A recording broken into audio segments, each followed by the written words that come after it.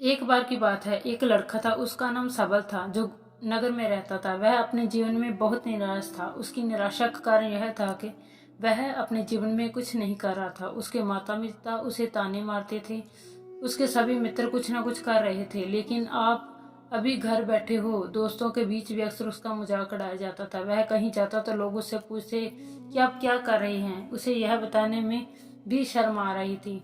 वह कुछ नहीं कर रहा था। धीरे धीरे उसने रिश्तेदारों से मिलना जुलना कम कर दिया और लोगों से भी मिलना बंद कर दिया। वह ज्यादातर समय घर पर ही रहता। वह अकेला रोता और भगवान को कोसता और अपनी किस्मत को दोष देता। अब उसे अपना जीवन बोझ लगने लगा। कभी कभी वह सोचता वह अब कुछ करने के योग्य बनेगा, और फिर वह सोचता कि जिंदा रहने से अच्छा है मर जाना। एक दिन वह अपने नगर की एक गली से गुजर रहा था। तभी उसने देखा कि एक उपदेशक दुख और परेशानियों पर उपदेश दे रहा है। वह भी उसे भीड़ में सबसे पीछे बैठ गया और गुरु के प्रवचन सुनने लगा। उपदेशक कह रहा था, दुख एक शिक्षक की तरह है, जो हमें जीवन की सच्चाई दिखाता है और हमें जीने का सही तरीका सिखाता है। आप चाहें तो जिंदगी जीना भी सीख सकते हैं। गुरुजी उपदेश दे रहे थे कि तुम चाहो तो कुछ भी हासिल कर सकते हो, और अगर चाहो तो एक कोने में बैठकर रो सकते हो। इन सभी बातों को सबल ध्यान से सुन रहा था, लेकिन शिक्षक की यह बातें पसंद नहीं आई। उसने खड़े होकर कहा कि कुछ भी सिखाने से दुख दूर नहीं होता, इसमें केवल दर्द होता है। दुख की पीड़ा अनंत है। ऐसा लगता है कि इसके बाद कुछ होने वाला नहीं है। इससे कुछ भी फर्क नहीं पड़ता। इससे सामने वाले की मौत छोटी लगती है। उपदेशक ने कहा, फिर तुम्हारा दुख क्या है? सबल ने उसके सबके सामने अपनी सारी व्यथा सुनाई और पूछा, मेरे दुख का कोई उपाय है तुम्हारे पास? यह सुनकर शिक्षक मुस्कुराए और बोले, तुम उस दिन मेरे पास आओ जब आपके जीवन में वास्तविक दर्द हो। मैं आपकी समस्या का समाधान अवश्य करूंगा। यह कहकर गुरु वहां से चला गया। सबल ने सोचा, कहीं मेरा दुख नकली तो नहीं? क्या मैं जिस दर्द से गुजर रहा हूँ वह नकली है?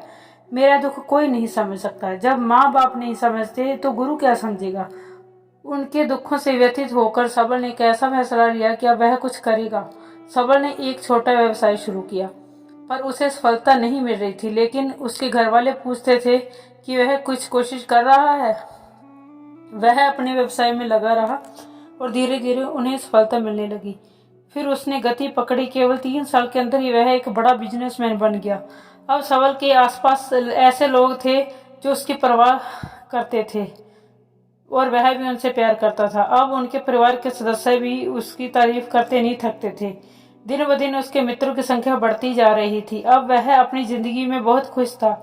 उनके कुछ दोस्तों ने उन्हें सलाह दी कि जब आप एक बड़ा बिजनेसमैन बनकर बहुत खुश हैं तो सोचिए आपको कितनी खुशी होगी अगर आप इस शहर और इस राज्य के सबसे बड़े बिजनेसमैन बन जाते हैं।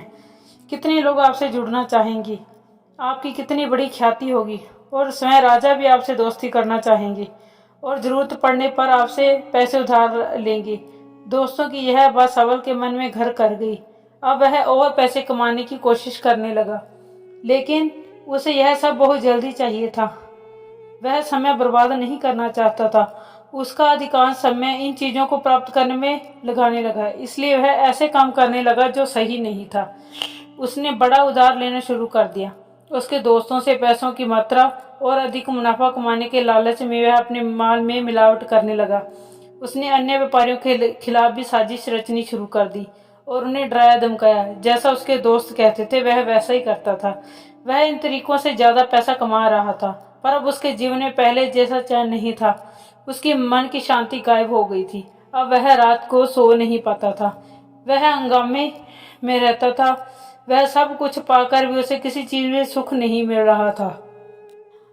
एक दिन सबल अपनी गाड़ी में कहीं जा रहा था। तभी रास्ते में उन्हें उपदेशक का आश्रम दिखाई दिया। वह रुका और गुरु के पास जाकर बोला, संत, आपने मुझे मेरे पास आने के लिए कहा था। जब मेरे जीवन में सच्चा दुख आता है तब मैं बहुत दुखी हूँ कि मेरी नींद ही हराम हो गई है। मुझे कहीं भी शांति नहीं मिल रही, लेकिन उसे यह सब बहुत जल्दी चाहिए था। इस प्रकार सबल ने अपनी सारी समस्याएं गुरु को बता दी। गुरु ने कहा, जब तुम पहली बार मुझसे मिलने आए थे तब भी तुम किसी दुख में नहीं थे। आपने उस दर्द से क्या सीखा? सबल ने कहा कि सिर्फ सोचने और चिंता करने से कुछ नहीं होता। आपकी दृष्टि को सच करने के लिए यह कार्रवाई करता है और सिर्फ काम करने के लिए कुछ नहीं होता, परिणाम भी मिलना चाहिए। जब आपको लगता है कि आपका लक्ष्य हासिल नहीं होने वाला, तब राह में चाहे कितनी भी मुश्किलें आएं, मन कितना भी निराश क्यों ना हो, कितना भी लगता हो कि अब कुछ नहीं होने वाला, तभी भी विश्वास करें, मैं जो भी कर रहा हूँ उसे अवश्य सफल होऊंगा। खुद पर ध्यान दो, लोगों पर नहीं। लोग केवल सफल लोगों का सम्मान करते हैं। कोई भी कितना भी अच्छा क्यों ना हो, वह हमेशा लोगों की नज़रों में बोझ बने रहते हैं। यह सब सुनकर उपदेशक मुस्कुराया और बोला, जब आपके पास है तो वह वास्तविक दुख नहीं है।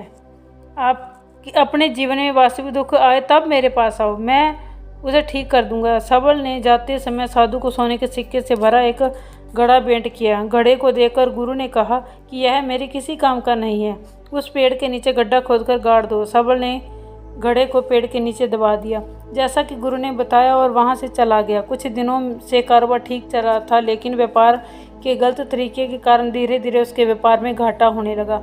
उसकी सारी दौलत धीरे धीरे खत्म होने लगी और एक दिन ऐसा भी आया जब उसके पास कुछ भी नहीं था और उस पर कर्ज का बोझ चढ़ गया था। परंतु वह निश्चिंत था, क्योंकि उसने अपना सारा कर्ज अपने दोस्तों से लिया था। उसने सोचा कि उसके दोस्त बुरे वक्त में उनके साथ खड़े रहेंगे, लेकिन ऐसा कुछ नहीं हुआ। जैसे ही बुरा वक्त आया, दोस्त पहले उससे कर्ज मांगने लगे।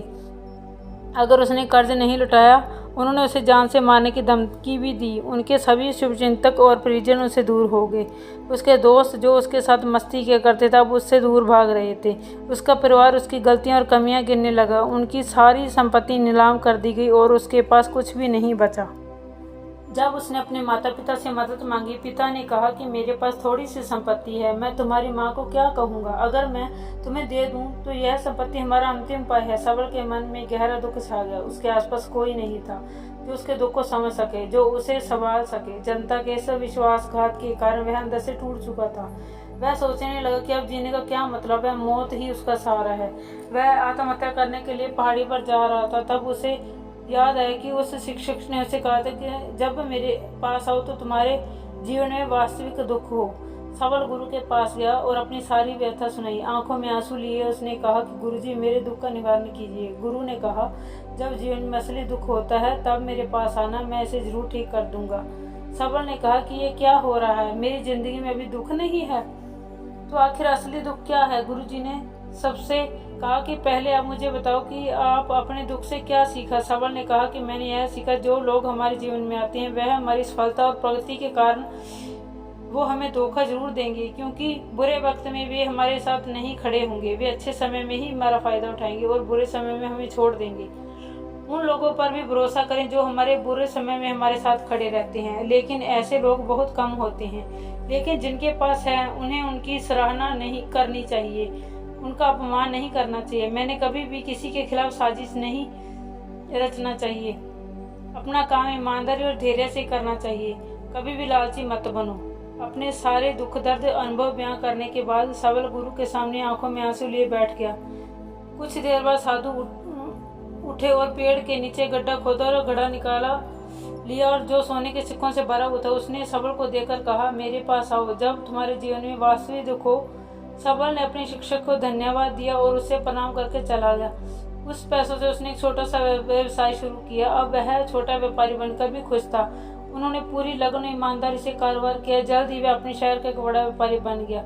उसका जीवन सुख सुविधाओं से भर गया था। लेकिन कोई कितना भी अच्छा क्यों ना हो, जीवन में दुख आता है, तो सबल के जीवन में भी दुख आते थे। अपने माता पिता की मृत्यु के रूप में वे दोनों एक ही दिन मर गए। सबल अपने माता पिता से बहुत प्यार करता था, इसलिए उनके निधन से उसे गहरा सदमा लगा।